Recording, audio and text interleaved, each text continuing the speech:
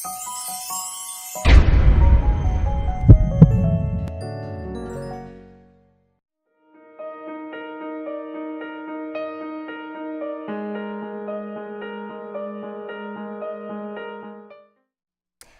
and welcome to Heart-Centered Success. I'm your host, Diane Haworth, and I am thrilled you're joining us here today.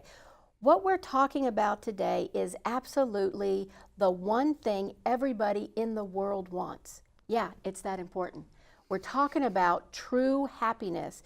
I don't mean, oh, I want to be happy. This is, a fluffy kind of thing. That's not what we're talking about today. We're exploring the mind, body, spirit connection to true, lasting happiness. And I am thrilled to welcome a first-time guest here at Heart-Centered Success, Cindy Bettino. Cindy, welcome. Hi, Diane. It's so nice to be here. I'm honored to be here, and I love talking about happiness. There's nothing I want to talk about more than happiness. Yeah. You guys need to go get a pen, a pencil, paper, because this is going to be good. There are several things that I think are really important as an element of heart-centered success. You've heard me say before that joy is really, I believe, your divine right. And when you're living from that place of divine wisdom, joy just comes naturally, right? Cindy is particularly the one I wanted to help explore this with me today. She's a life coach, she's an energy healer, and actually, as we were discussing, you're trained by the Barbara Brennan School of Healing. Perfect. Yeah. She's also a happiness expert, okay? I go to the top when I want to talk about something. She's an author, and more importantly, seriously, I have been in the same business circles with you at events for the last couple years. And one thing that I really was impressed by with Cindy is when she talked about happiness, she really understood that this is a serious topic. As a life coach, I don't know about you, but this is the first thing people say to me, I just want to be happy. I know. This is and what they can want. be. Everybody It makes me kooky in the head when I see people that really just aren't happy, and they can be happy. They can certainly be happier. I do want to say before we start, neither of us are medical or mental health professionals. No. So we will be speaking about our own experience and from our own training.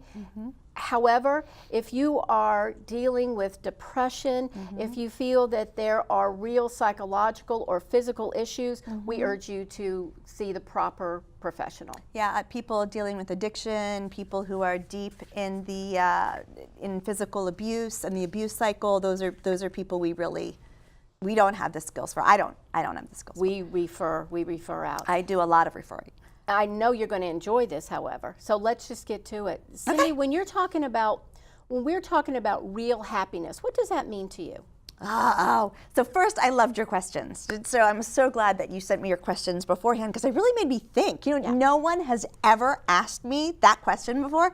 No one has ever asked me. Ta-da. So when I think of real happiness, I thought, well, I can't tell people like what it means for them to be really happy, because it's that, and that is partially true, because for some people they need faith, for some people they need freedom, for some people they need to know that they're enough, right? For some people they need safety, right? So there is a piece of real happiness that is going to be different for everyone.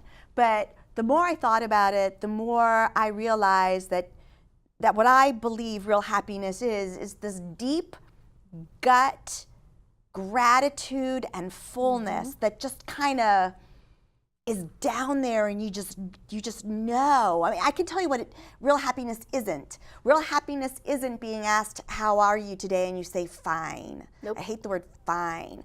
Unless we're talking about jewelry. Then it's good. Oh, yeah, that's true. Yeah. Fine jewelry, yeah. Other than that. Yeah, other than that. You got me going now. I'm thinking diamonds, I'm thinking rubies, I'm thinking all kinds of, okay. And then it's not fleeting. I hate the meme or the quote that says, happiness is fleeting. Well, that's crap. So it's this deep level of fullness and gratitude that even when things go wrong, so even when you're really happy, you argue with your spouse. Sure, even when you're really happy, life happens. You are sad. You have bad days. But what I believe is that when you're really happy, that even on the bad days, you can find something that you're grateful for. I agree. Yeah. I agree. And I love the way that you brought in the feeling, because I think that it is a feeling in your body. Yep. It's an attitude. Yep. And to me, there's a spiritual connection to happiness. To me, there's a spiritual connection to happiness. That doesn't mean you have to be spiritual to be happy, however. But to me, it is an expression of joy, of life force, right? And I do think there are times that we pretend to be happy, or we put on a happy face, and it's not authentic. I understand that sometimes, you know, people want to make sure that their kids don't see them unhappy. We're not going to be talking about that. What I'm really interested in is us discussing the elements of that real, authentic happiness. Yeah. And to me, that is the mind, body, spirit, right? That's the way it looks like for me. So how do you think happiness reflects spiritual growth or maturity? Or do you? Yeah, this was one that had me stumped a little bit. So maturity, no. I don't think maturity has anything to do with it. I know people my age and older, they're mature, okay? They're mature, and they aren't happy. And spiritually, I don't feel comfortable saying that if someone's happiness is tied to their religion or spirituality, because I believe in God and I am a very spiritual being. So for me, it is interconnected. But for someone who's not, I can't say that they can't find real happiness. But for growth, a stinking man's sister. I mean, happiness takes work. You have to be growth oriented. You have to want to grow. You have to want to look at yourself, right? And you have to want to do the work. It's work. Happiness takes work. And sometimes that work is releasing things in your way, to me. Absolutely. The Like way ourselves. I tie it in with the spiritual growth, and it could just be my opinion, by the way, I really do think the essence of who we are, that creative, expansive, intelligent energy, whatever you want to call it, right, is happy. That part's happy. You look at little tiny kittens playing. You guys know how I love my kitten YouTube videos. You look at nature. There just is this. Even children. Oh, especially children. Especially children. And so, I think that's love. And to me, energy is love. To me, God is love. And when we are in love, that means we're not in fear. So when we are in love, then absolutely, there's pure joy there. There's bliss. And there's the innocence. Yes. There's the purity. Yes. There is authenticity. And it's the present moment. That's what gets me, that's what I think is so interesting. When I'm playing with my grandson, took me less than 10 minutes to bring him up this week. But when I'm with him, he's 2 years old. He is so right here. Some of my favorite times as a mom. Yeah. 12 to 24 months, because everything is new and everything is exciting and everything is like, oh, wow. There's a curiosity. Yes. Curiosity about everything. Everything. Without judgment. Yep. That's the piece I think that's so interesting. Yeah. And I love the question, why? I mean, that's what curiosity is all about. Why? Why? And they don't have, because their brains, they haven't had the time that we have. Our brains have been created to judge and assume so that we don't have to recreate the wheel every time we meet someone. So every experience we've ever had, every person we've ever met, their facial expressions, their body language, it's all been coded into our brain so that when we meet you, very quickly we can tell whether you're friend or foe. That's why the science says that within 7 seconds, we've made judgments and assumptions about that person. Kids don't have that. They have a clean slate. It's absolutely beautiful. Yep. And if we could just take those judgments and assumptions and start there with why. Oh, that's a good point. Why? This is what I think is, right? But is it really? Is it really? And I think that that's another good point about those filters, right? That's the human part of us. I happen to think, I was trained, you and I were talking before we went on, Robert Holden is a mentor of mine. He wrote a book called Happiness Now. One of the things that he believes is that your soul's already happy.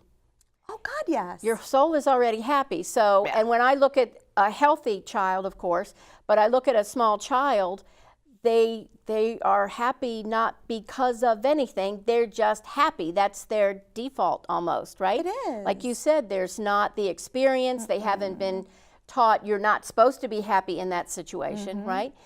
Well, they're in the moment, like you said. They're in the moment. And when we're in the moment, people who get stuck, right? We have so many clients who get stuck, and they're either thinking backward or they're thinking forward. Absolutely. But the one question is, are you happy right now?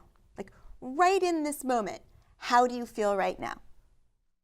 And that's what makes people stop and think. You know? And they always think, at least I'll say about my experience with my clients, is they think of the reasons why they can't be happy now. So of course, yeah. I think that's really an interesting thing to remember when you're at home. Obviously, I just think everybody wants to be happy. Oh, they do. But we come up with so many excuses on why we should postpone happiness, why we don't deserve to be happy. That I just think that it's so interesting the way that I was taught about this topic. People tend to hide behind the ifs, afters, and whens.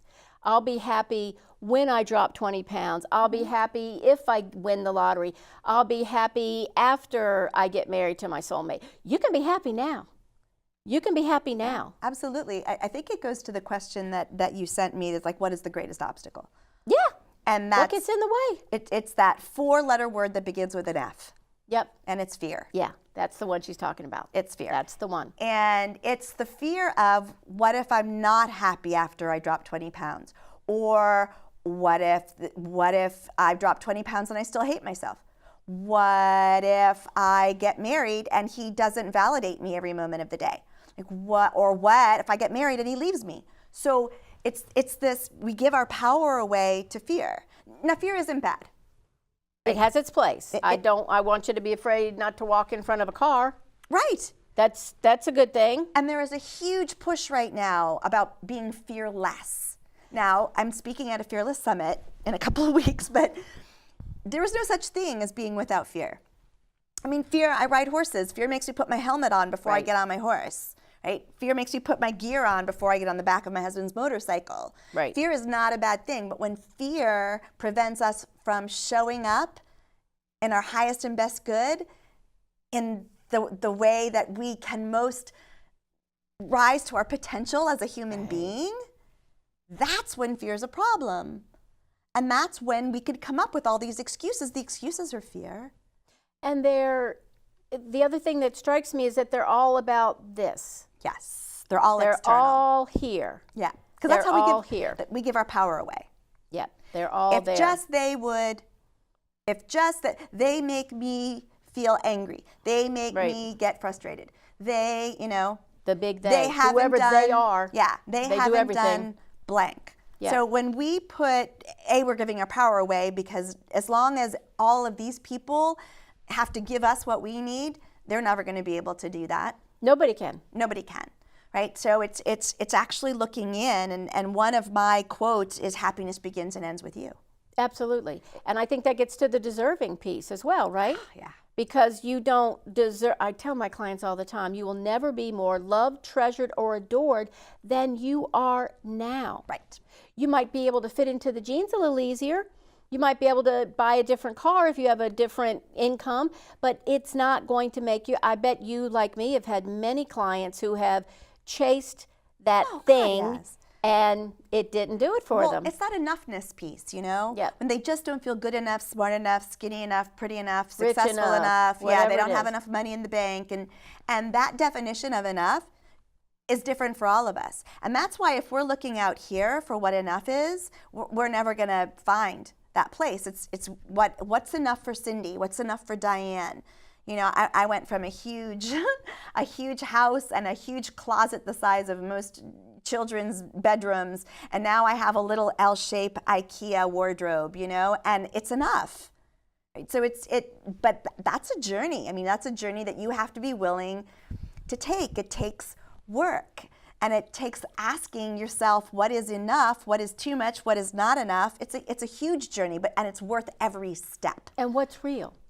What's yes. real? Yeah. That's the question I kept asking myself is, what's real here?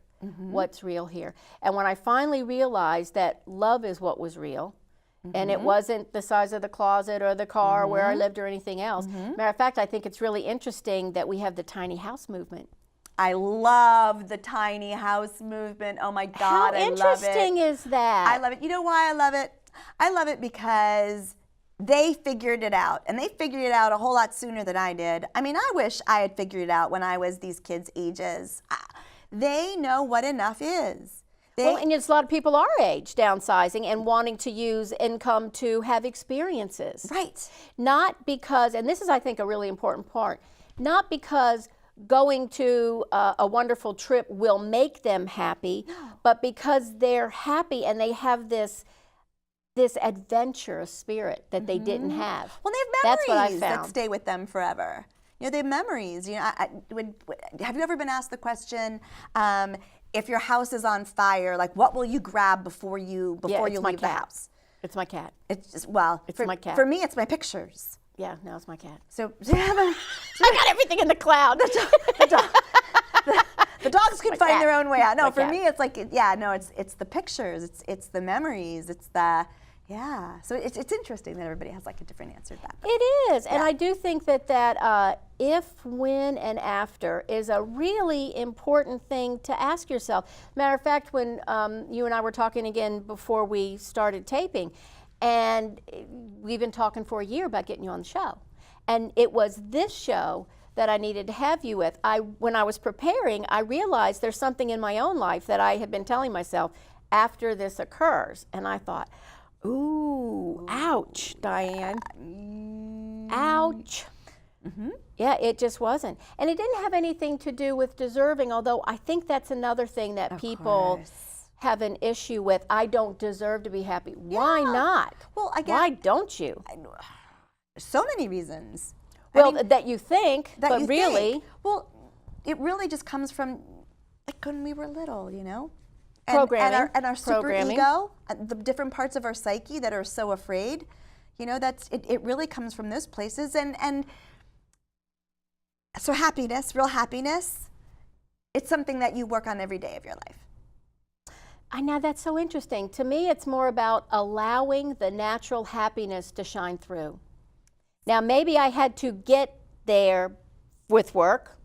Maybe that's exactly how I had to get there. One of the things that I enjoy so much about my grandson is when I think of what I put on myself, right? Well, you need this degree and you need that, and let's be published by this publishing house. I look at him. He has he's never gotten a degree from school. Never been on a professional sports team. He's not won an Emmy. He's not won an Oscar. The kid just runs around, screams, plays, poops, eats. That's it. And I could not love him anymore. There's nothing that, from an adult perspective, we think we have to do that to deserve to be happy. He's just happy. Yeah, but I think That's helped me realize. so. I really believe. I believe that finding happiness is a skill. And there are skills that we can be taught to help us get over all the different parts of our psyche, all of our different growing up, all of our different stuff that's happened to us even as adults. And that if you have an issue of enoughness or the lack of, so you live in a lack mentality, that you can work on that on a daily basis. Absolutely, you can. And over time, it won't affect you as intensely or as frequently. But to me, you're always even going to come down to those little pieces of sand that sit in your shoe that every once in a while you're like, oh, I don't feel like I deserve that. Or, oh, I'm reaching for something that isn't going to bring me enough. Because I know that brings me enough. But why am I reaching for that? Like, what's going on? So I think we're all works in progress until it's we're not. awareness.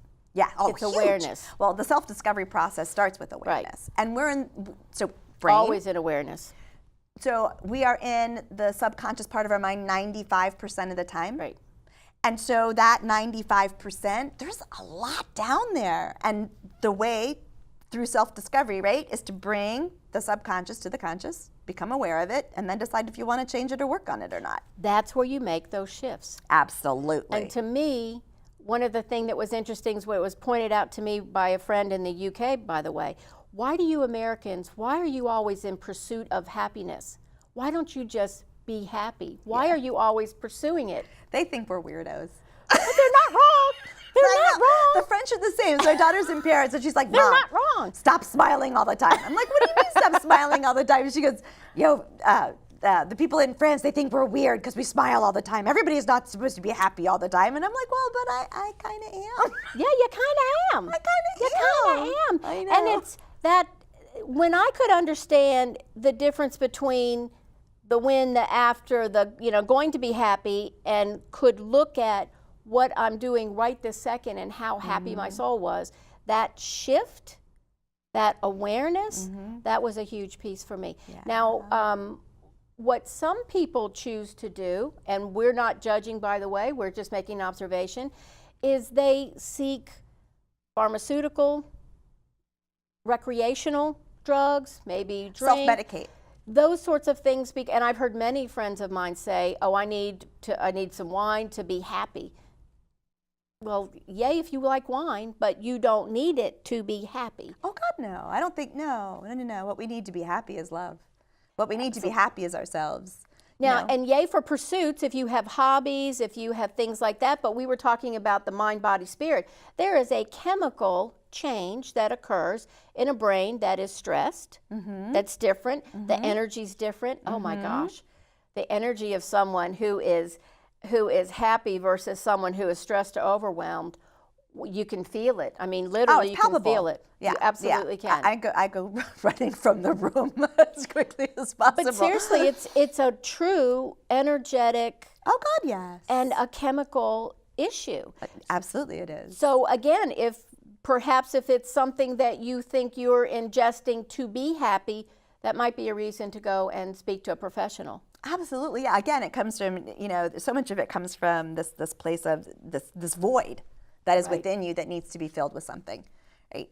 And so we can either fill it with our own love, the love that's already there. Barbara Brennan used to say that the most horrible dis-ease that occurs in the United States is not heart disease, it's not diabetes, it's self-hate. Oh. It's self-hate. And once we can really deal with that, what we claim other people do to us, we do to ourselves 100 times. Right. So betrayal is my gig, right? Betrayal and enoughness, right? And when I realized that I betrayed myself so much more than everybody betrayed me, right? Then I started looking at me. Like, so how do I betray myself? And how do I not do that anymore? How do I stop it? How do I stop it? Yeah. Yeah, and then once you stop it, as much as you can in that moment, right? And in the moments, then everything changes. Right? The judgment piece, as she said, it's absolutely, yeah. And some people have a really vicious superego, man. I mean, like mine was just cruel. Right? And once you learn how to manage those places within you, those parts of your psyche, right? Yeah, it's essential. But just recognizing that there is that self-judgment, self-hate piece. I think that a lot of people absolutely will relate to the term self-hate. Oh God, yeah. Some people, that might be what they're doing, but they language it as judgment. Yes. Yeah. Yeah. Shame, guilt. Oh yeah. Yeah. All the good ones. Yeah. All the good ones. And the fear, the worry, all of that. I have a client who is really just struggling with really showing up as his authentic self and loving his authentic self. And the truth is, he was surrounded by people that were very different than him. So he was kind of like the unicorn in the room. Oh. And so he would get called on being a unicorn. And I'm like, why doesn't that make you giggle? Like, why isn't that okay? Like, oh, you're a unicorn. Well, yeah, that's kind of cool. Yeah, I'm a unicorn, so that means I'm different than you. But why is that bad or wrong? I'm just different, and I like who I am, and that is, I think, a place to want to walk toward. I think that brings up another really good part of the discussion, and that is the labels. So for whatever his reason, unicorn, I think it's a cool label, but obviously for him it wasn't. Sometimes to be, I don't know about you, but I have been in situations where if somebody says, oh yeah, she's the happy one. Oh, yeah, it's like, oh, she's I get the that one. Happy one. I get that one. Yeah. And I don't think they mean it demeaning, but there seems to be a shallowness implied sometimes. And really, I think that is the joyful, connected, not that you can't be going through a rough time, right? And be connected and intelligent and everything else. But isn't that interesting how happy sometimes is associated with something fluffy, something not substantial? Or not real. Oh, she just doesn't want to talk about the real stuff. Oh, I get what you're saying. saying. She can't take life. I get what you're saying. Yeah, so we know. So pretending. And she just can't handle reality. She needs to be in her little cloud or something. But it's a lot better in the cloud. Well, it's a way I don't think we are in the cloud. I think that I am really fine saying I'm having a challenging day. I am really fine saying, you know what, I'm really sad today. I don't have a problem with that. But what we know about the brain right. science, right? What we know about the brain is the brain takes in more negative than positive. Right. And the brain can get stuck in negative. So if you're sitting in a really negative environment and someone's just going, meh, meh, meh, meh, meh, meh, I don't want to get stuck there. If you're with people that gossip, oh my God, I can jump in faster than, and I don't want to. It doesn't make me feel good, right? I walk away feeling like I've been slimed. So extricating yourself from those situations doesn't mean that you can't handle reality. It just means that you thrive better, and we know this, you thrive better in a positive environment. In fact, I'm gonna look at my notes. Okay, so Allison Ledgerwood, she's a social psychologist, and she has studied the brain and understands that when people are in a positive environment, right. dopamine is given off in your system, and dopamine opens up every learning center in your brain. Creativity, everything. And you just whoosh, and you start soaring to different heights because you're in a positive environment. But a true positive environment. A true positive environment. Right. Yeah, not just not a pretend. World is just, No. yeah. But I do think when you are coming from that place of gratitude that you mentioned, yes, positive, looking for the positive, that doesn't mean you are pretending something is not right. People are going to die in your life. There are going to be illnesses. You're going to have challenges. Life happens. You can have an attitude of happiness as you go through that. Well, in that, when we're going through those times, when we say to ourselves, there's something here for me to learn. Right. There's something here. Brennan. So we'd go to Brennan, and then they'd like take us down, right? So we'd be going down the rabbit hole, and we'd be in our stuff and be mad or upset or crying or something, and people would come up and they'd go, oh, there's a nugget here for you. Oh, that's so exciting that you're going through this. And you're like, right? Get away. But when you get out the other side and you are able to go, wow, I just took this, and this away. Like divorce. Look at the lessons from being with that person. That's a sacred contract. Absolutely. You were supposed to be together. What did you learn? Now, what can you take and bring forward so that you can show up as an even better spouse, as an even better wife, as an even better parent because of this experience, rather than getting stuck there and reliving that horrible stuff over and over and over and over. Well, now that's a good example also, because sometimes when we are in those traumatic life experiences, we think not only are we not happy, and that's not a happy thing to go through. No. I've done that. But we think terrifying. Happiness will elude us forever. Like we'll never be happy again. That's the ego taking you even deeper. That's where I think that self-awareness of being able to say, today's not a great day. Maybe this year is not going to be my best year. Maybe if I look at it in the perspective that you just talked about, and we've talked about here on the show before, what are my opportunities for growth here?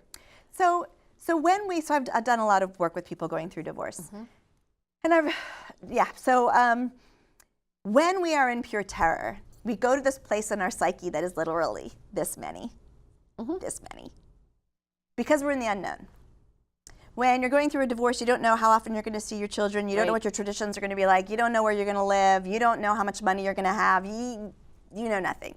So we revert back to this 5-year-old part of our psyche. The problem is that to get us back to that place where we can go, what are the lessons? Right. How am I going to get through this and not, emotionally injure my children? How am I going to get through this and be able to co-parent with my ex in the future?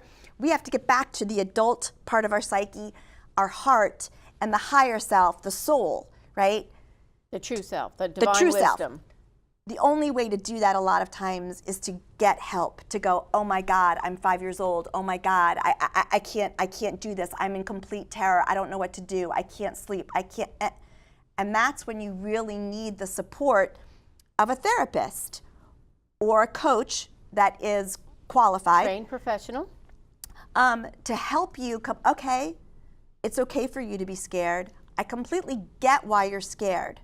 So let's talk through this fear so that then we can look at a different place and see how you want to respond and how you want to move forward. But until we can get somebody to help us shift, so that's the other thing too, is that for us to find happiness, there are so many people in that fine place, and there are so many people that they love to just how unhappy they are. A year later, they're and they have friends that have been trying to guide them, help them. Everyone who's watching this has a friend like that. Absolutely. And they don't take our guidance, and they don't take any of our wisdom, right? And then and if you want to be happy, you have to quit doing this or quit speaking, and you have to start doing. You have to start acting, and sometimes we need help to do that's, I think, the exact right place to have someone shine that light, say, here's the happiness. You haven't lost it. You're not feeling it right now. Yep. It's there.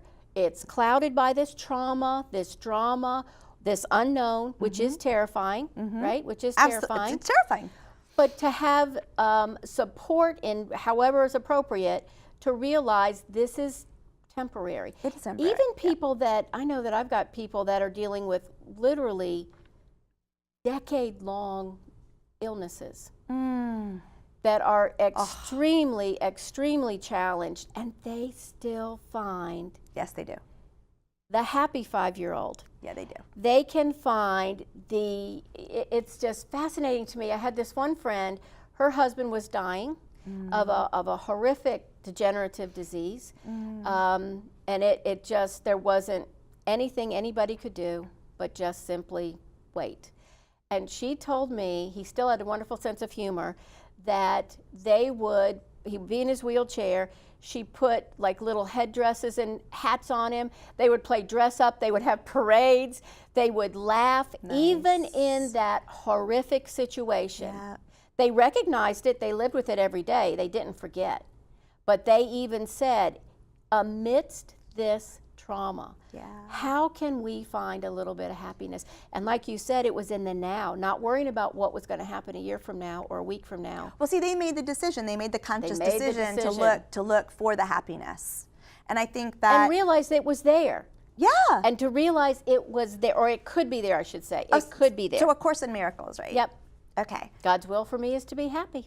And every miracle is the same size. It doesn't matter if it's a little miracle or a big miracle. Right. All miracles are the same size. But you have to look for the miracles. It's just a shift. You have to look for them. So I have a gratitude practice. Oh, good. Someone lets me into traffic. Thank you. I'm grateful. I see a bald eagle. Thank you. I'm grateful. The flowers are blooming. Thank you. I'm grateful. Someone smiles at me. Thank you. I'm grateful. And I have a practice that I speak, period. But then as the day is going on, it doesn't matter if it's a little miracle or a huge miracle. Like, I don't know, there was an accident in front of me and I didn't get in the accident. That is a huge miracle to me. But even the little miracles, when we actually name them, our brain, oxytocin, serotonin goes off in our brain every time, even if, this is so cool, even if we try to think of something to be grateful for and we can't, just by trying to think of something that we're grateful for, our bodies are flooded by oxytocin and serotonin. And when we do something nice for somebody else, so that person who let me into traffic and let me merge or gave me their parking space, they are also flooded with oxytocin and serotonin. So you get a twofer. It's just so cool. And it can even be more than that. Have you been in the line, in the coffee line, right, and somebody pays for you in front? Then they drive off knowing that they paid for you. And then the little girl at the counter's like, oh my gosh, guess what happened? It goes through. Yeah. And you guys have heard me say, gratitude is the door to the divine. Oh, absolutely. And to me, that joy and happiness is that divine part of us. Gratitude is a fantastic way to be aware that it's there. And in the example of my friend that was making literally the most of this horrible experience, they were grateful for every day they had together, even though it was not at all what they expected from that part of their marriage. Oh, no. And they could have very easily just spiraled down to misery, and I'm so glad they didn't. And that speaks to like courage and resilience. One of your questions was, who is the happiest person I know? That's the next question, right on my little card, right here on my Johnny Carson card. There you go. Right here. The happiest person I know, and why? So I thought of 3 people. I thought of 3 people. Trifecta. Okay. Holy number 3. Go ahead. So the commonalities were that they looked for the positive. Good. They were seekers. They were all seekers, and they were growth-oriented. They were introspective. They walked their walk. They're courageous, and they're funny. All 3 of them are hysterically funny. And wait, the last one is funny, wise. They have this deep, ancient wisdom that I'm smart. My mother had all of our IQs done when we were in 2nd grade because my mother was just brilliant, and she thought it was all about the IQ back then, right? Now it's about the EQ. But the people that I thought of that are the happiest, they have this deep, ancient, like Native American wisdom. So they're connected to the all. So they tap in, and they my husband is one of the people. He's one of the people that I thought about. And whenever I say, hey, honey, should I do blank, blank, or blank? So he'll say, oh, you should do B. And I go, nah, I'm going to do C. I always have to go back and go, honey, I should have done B. I should have listened to you. I'm so sorry I didn't listen to you. But they're wise. But I love that they walk their walk. They all walk their walk. They all laugh with every cell in their body. They are always looking we can always find the bad. Remember, our brains are hardwired to take in the negative, but they're always looking for the positive, and that's how we can rewire the brain. And they're all just amazing. So the 3 people that you have in mind, I'm curious. I love that you put together all the traits. I have a question. Do they tend to be more in the present? Now, since they're seekers, they're obviously looking around. But if they can find joy in the now, I'm just curious, because that's the kind of people that came to my mind, actually. It's not that they're impervious to the past or the future, but they really find joy in the now. Yes. So my husband, who's a fine artist, has to be in the now, otherwise he couldn't paint, right?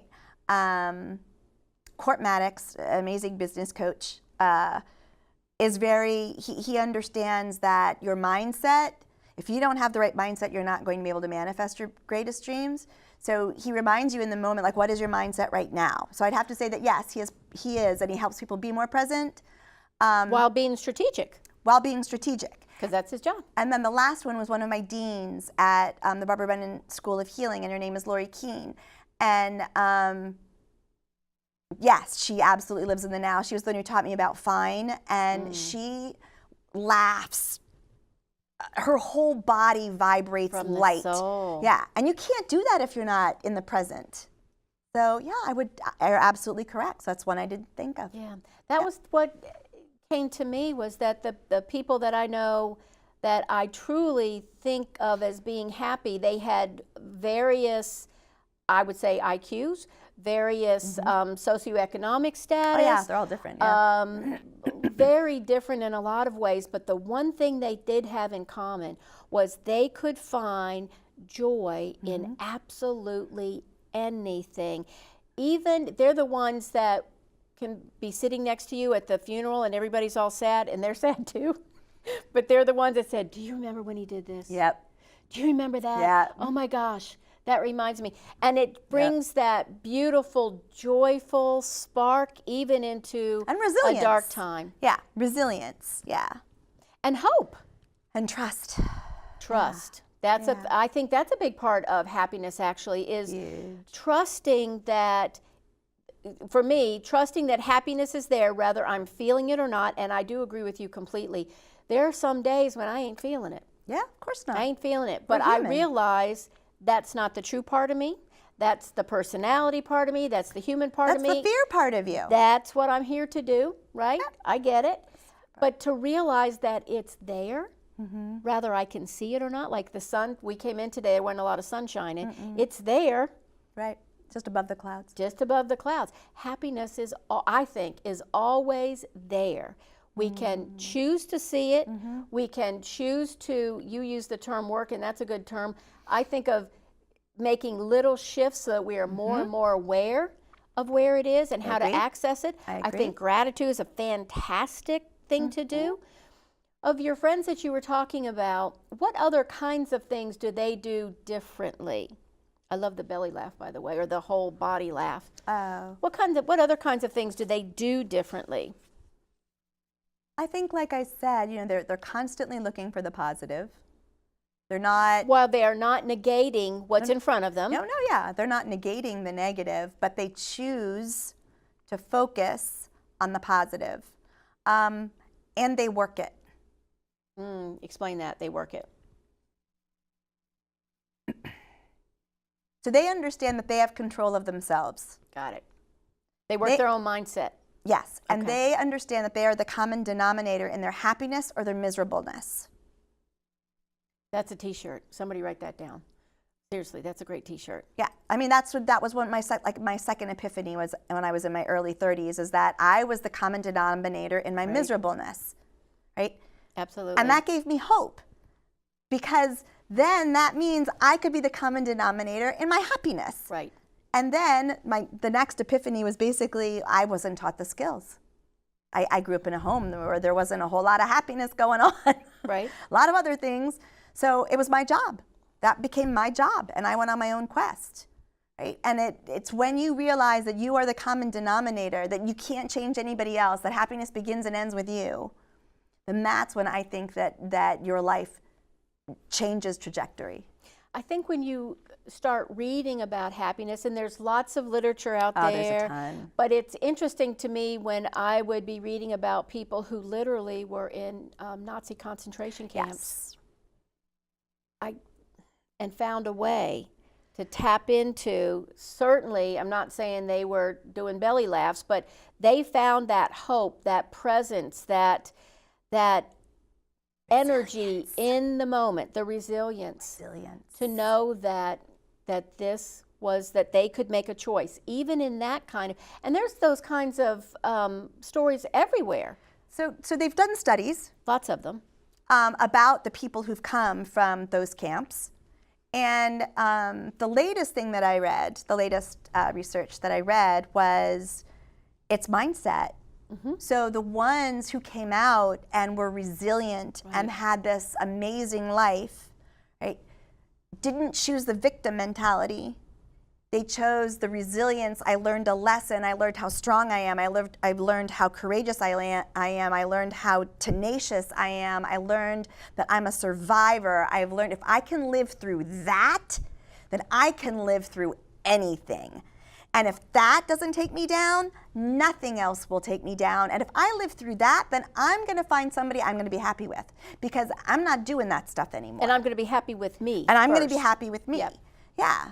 Yeah, and that's that whole, like, when you really, whatever you go through, when you understand that was a learning to make you understand how strong, how courageous, how tenacious, whatever. My last horse, Galileo, tried to teach me every day for 8 years, how athletic I am, how strong I am, how courageous I am, how, on and on and on and on, confident I am, big I am, and that was good. It wasn't a bad thing.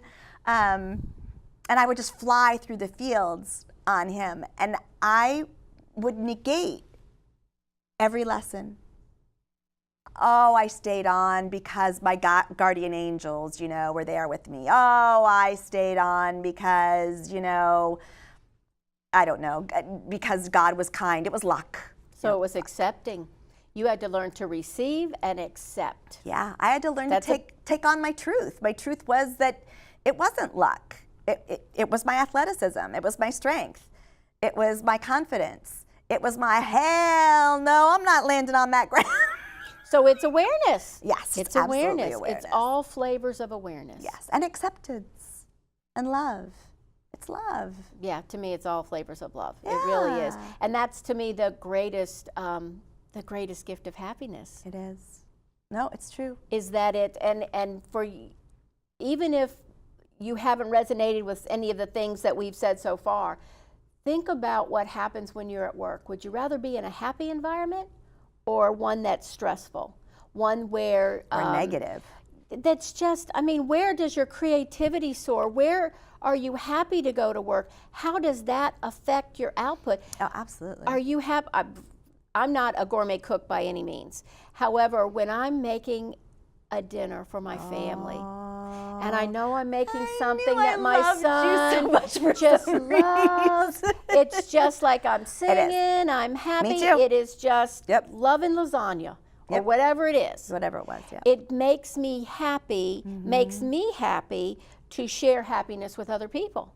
Yeah, I did the same when my kids were younger. I made dinner every night, and I did it to show my love. My mom did the same thing, and it was, I know what's going in this food. Yeah. I know how it's being made. I know that it's going to taste delicious. I know that it's going to be good for their bodies. I know it's going to make them sleep really well tonight. It was just my way of showing, this is how much I love you. Yeah. I'm going to give you something that's good for you, that's delicious, that you will love, and then we're going to sit at the table. We're going to talk about our days. We're going to, express our love and thanks to God, the divine, whatever. And I loved it. I don't understand people who don't. Well, it's not that I don't understand. I'm sad for people who don't take that time on a daily basis with their families to explore, appreciate, be curious, have fun with. And you could do it anyway. Do it while you're driving to school. Absolutely. It doesn't have to be at the meal. No. It is interesting to me, the energy that you put in. I have a very, very, very simple recipe for a cake that I've made for years and years and years. And every time I make it, I know it's a hit. I know everybody loves it. It doesn't take a lot of time, so it's a hit for me as well.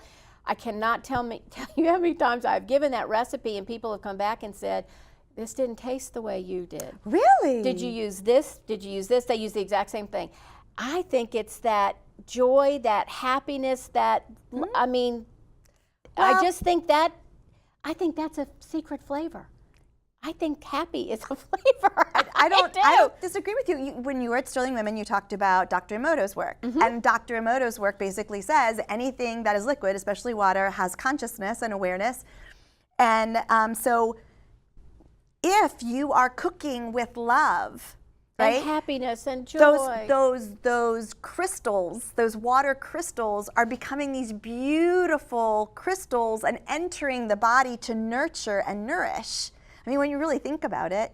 And that's why self-hate is just so scary. So I know you spoke a little bit about it, and when Dr. Emoto first did his work, and he's no longer here, but he put these vials of water. When he first did it one of Hitler's talk speeches, and then he put it in front of, and I'm gonna get it wrong, but it's one of the famous pianists, like Mozart or whatever, Beethoven or something.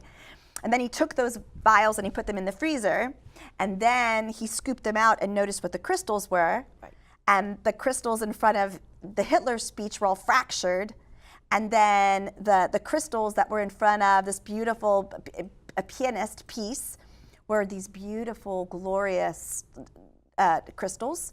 And then, of course, he continued on with his work to the point where if you just put love on something, it will shift the water crystals that are actually in whatever is. And I have things that I put in my coffee maker in the water part. I certainly have a mug that's peace, love, and joy. Yep. So, and remember back in the 70s, we had the t-shirts, the happiness t-shirts, and the smiley faces and all those sorts of things. Now, of course, the original emojis. Yeah, we looked pretty hot in them, I have to say. But didn't you just feel happier wearing that silly thing? Of course. Well, yeah. So I just think that we've touched on a lot of really interesting things today. Gratitude is a way to open the door to happiness. Yep. Understanding a shift in mindset. Shift in mindset. Creating, being in environments that are happy and positive.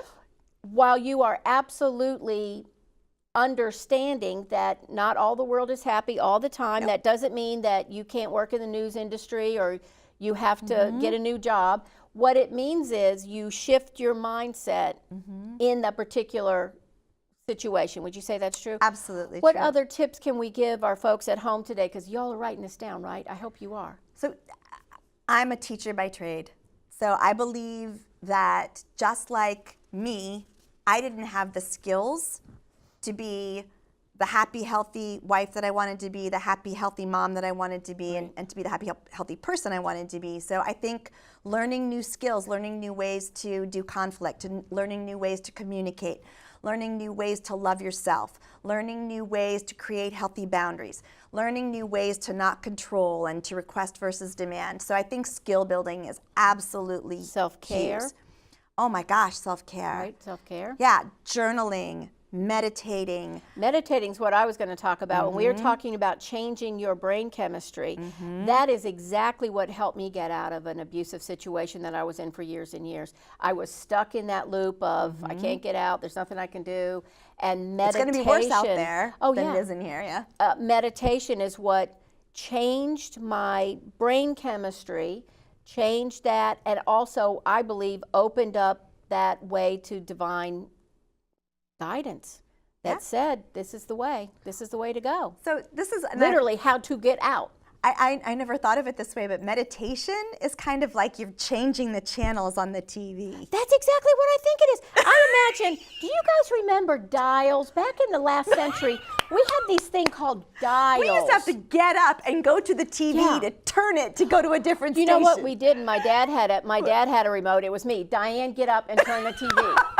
He had an early one. Oh, what am I laughing about? I was you too, were one too. because I was the youngest. But we had this dial thing, and it was on radios, it was on stoves, it was on everything. I literally imagine on my heart that there is a dial, and I will turn it up. Absolutely. That's exactly and it helps the vibration. I just imagine that whole thing. Yeah.